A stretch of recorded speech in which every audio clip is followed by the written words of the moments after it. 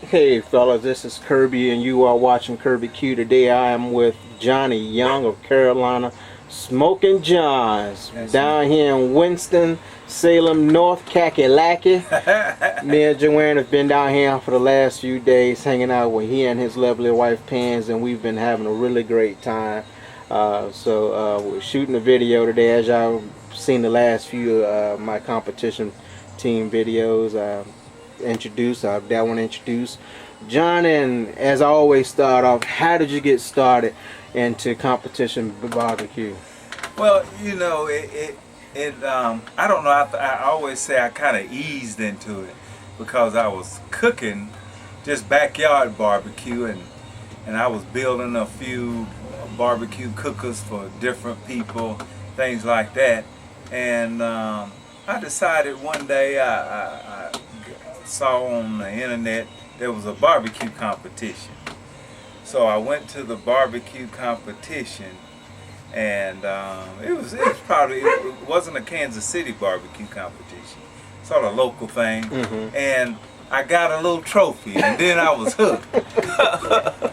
You know, you win that get that first little call, and that's after that you done. That's it. That's all it takes. That one, getting your name called that first go around. Exactly. You're hooked for life. You're hooked for life. You're hooked for life. Yeah. So then I went on to compete in KCBS because I started looking to see, well, where's these barbecue competitions? And then I found out there was this Kansas City Barbecue Society, and they had barbecue competitions all around. And I think the first one that I entered was Lexington, which was close by, you know, not very far from here. So I decided to enter that competition. That was my first Kansas City Barbecue Society competition. Now I look back on it now and have to laugh because I was about a ragtag F troop looking group. Oh God, it was pitiful. It was pitiful, but we made all our turn-ins. Okay. We made all our turn-ins, and we finished in the middle of the pack. Okay. So that was good. It wasn't like I was dead last, you know, or anything. I finished in the middle of the pack, and so I still was hooked. I loved the atmosphere, all that went on, and so over the years I kept, you know, over that year I kept competing, and we moved up a little bit, and I think I probably was like, got a 14th place or something like that, and I was so excited over 14th place, you know. Hey, it was better than where I was, you know. I was down 20 something, you know, 30 something, but anyway, you know, we saw ourselves progressing, and so we continued on, and it was good when we did get in the top 10, top 5, got our, you know, first place and stuff like that. Then we were surely hooked. Yeah, we weren't hooked. They had gaffed us. We were gaffed. They had yanked us out of the water. We was on the boat then, so that's how we got here. So basically, I just love for cooking. Love for cooking, and just you know, trying to keep the tradition of barbecue going. You know, and just that excitement of you don't know what this meat is going to turn out to be, but you're going to use all your skills and all your tools to try to make it the best piece of meat you can do. So that's where I am, you know, with my barbecue. So what put you over the edge to get you from the 14th place to start getting up into the top 10? What took you to that next level? I think when I went and I took a cooking class, because in the cooking class you're going to learn the science of cooking, and you're going to learn how to put different things together, put your rubs together, your sauces together, you know, how to prepare the meat, you know, how to manage your fire, temperature control, all these things that you sort of play by ear when you're cooking in the backyard, because you're just throwing it on, and you really sort of hope for the best, you know. You say, well, I'll cook it till it looks done or is done or whatever, but you don't go through the stages and look for the finer points. What kind of meat am I cooking, you know? When I look back on it, I probably was cooking some of the meat off the hoofs rather rather than some of those good cuts, you know, Mhm. because you didn't know. You know, Mhm. you just went to the local grocery store and you just maybe picked up, at least I did, picked up the cheapest cut of meat you could find, you know. Mhm. And it didn't, and sometimes you may have bought an expensive piece, but it was still cheap meat, Mhm. you know. Mhm. So you didn't know the quality of meat. Mhm. But after taking the class, it gave me some tools to work with. Mhm. And I think that's what elevated, because I saw a difference, Mhm. you know, in my next competition. I moved up, so Mhm. it was something that I had learned there. Mhm. So it's about just gaining experience, um, learning the piece of equipment, because I changed pieces of equipment. I had an old cooker that I had made, Mhm. which wasn't the best, I guess, heat containing unit, Mhm. you know, for competition. So I moved up, and I think my first unit was backwoods Mhm. smokers, and that was, I didn't have to tend to the fire all night. Okay. You know, All it right. gave me some. Were you able to get some sleep? Yeah, able to get some sleep and some rest. I didn't have to feed that monster every, you know, every 45 minutes an hour. Yeah. And so it turned that backwoods turned out some quality stuff, you know. Okay. So now I cook on a Deep South All right. smoker, gravity fed, which I always wanted one. Mhm. You know, I guess when you first start off, you start thinking about what kind of smoker you would like to have, and I think you change over the years. Because first thing I wanted was a Jambo. I saw that thing and I said, "Oh my God, this is beautiful." And then I thought, "Oh Lord, wait a minute, you got to feed this thing too." I don't want to do that. I don't want to do that. So I gravity fed, and so I had a friend who owned the gravity fed, and I saw his lights was out in his trailer, and I was still scuffling, you know, trying to keep fire going. So I got the Deep South. That was after I searched around and Mhm. did a little product review. That's what I came up with, and I'm totally satisfied with that. Yeah. Mm. So, so you're not only a competitor, but you're also a judge. I believe that's how we first met. Yeah. I think it was 2013. Exactly. We took our judging class in Covington. That's right. And we met there. So, how did you feel that being a judge and a cook? Do you feel being a judge and a cook benefit you? I think it does. Not only does it benefit me in I guess helping the society in that particular area Mm-hmm. of what it does to put on a competition, but it kind of helps me understand, or maybe understand what the cook is doing. Okay. You know, you can look at a presentation that come before you, and you know that the cook has put some time in. Mm-hmm. They just didn't throw something in the box, you know. They really took some thought about what they were doing, and that, I think that separates the men from the boys. You know, the great cooks from the not so great cooks. Mm-hmm. You know, and then it helps you too. You know, to say, okay, let me raise my standard Mm-hmm. of, you know, how I present.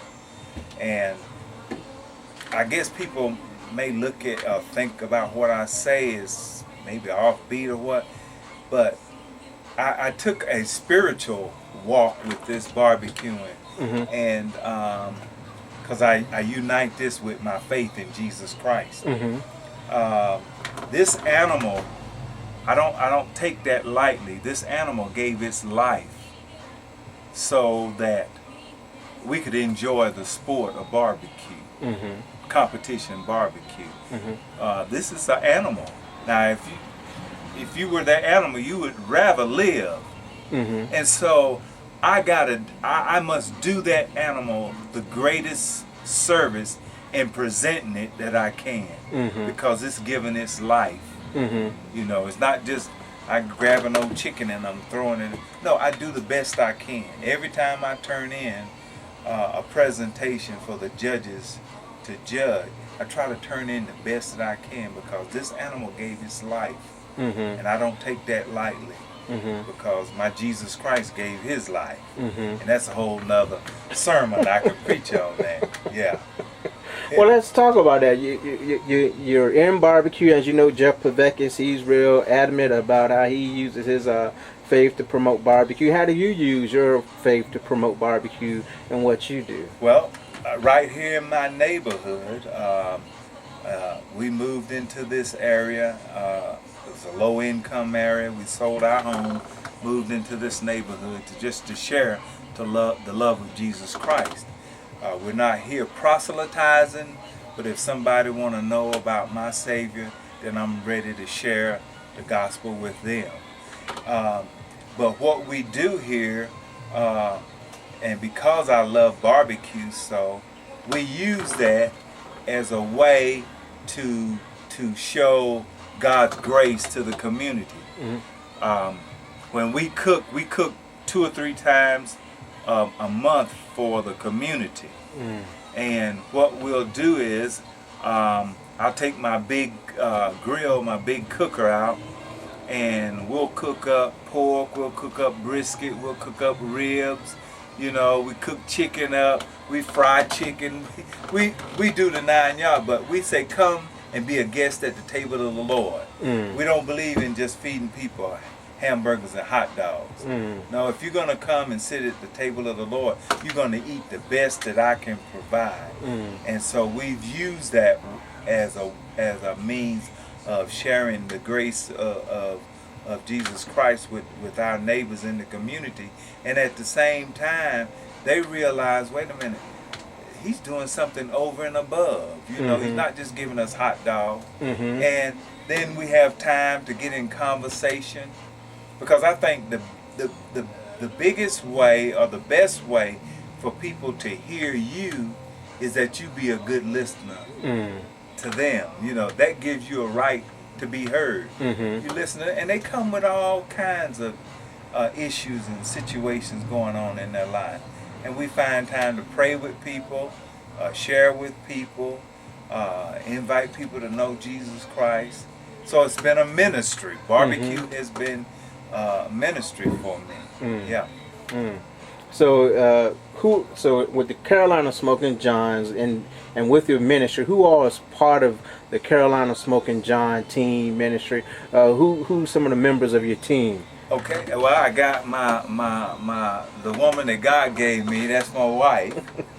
I got her. She's my right hand, my sous chef and everything. And then I've got Alan Nichols. You know Alan. Alan's a master judge. Alan cooks with me a lot. And then I have some of the other judges that need to get their judging whatever. Master judge certification? Yeah, certification. They'll come cook with me. But it's usually my wife, Alan, and then my daughter, Michelle. But a lot of times it's just me and my wife, because we try to make a little vacation out of our travel when we go to the competition. That's our little getaway too. Yeah. Okay. All right. Well, let's talk about your cook. I'm gonna turn the camera over. Then you got a deep south. Yeah, we got a deep south cooker here. Built by Randall Bowman and his crew out of Cumming, Georgia. And we got a brisket on here right now. Man, hold on. Take this off the stand just for a sec. Yeah, we got a brisket on here, and we got a rack of ribs. Since you are a judge, we're gonna cook up this rack of ribs just for you, so you can tell us how this got a good old brisket point brisket point right there. So we're letting this ride on here. This has been a great cooker for me. It doesn't take a lot of maintenance so far as managing your fire on it. Once you get it cranked up, the Guru does what it needs to do on it and everything. And it'll sit right there and cook for you.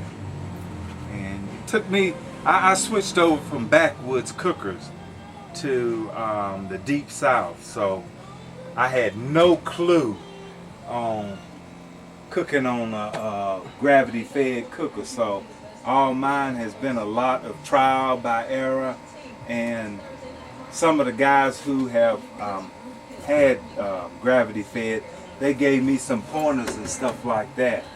But even after all of that, you have to really just develop your own way of cooking, because we all cook different, and it's hot out here, guys.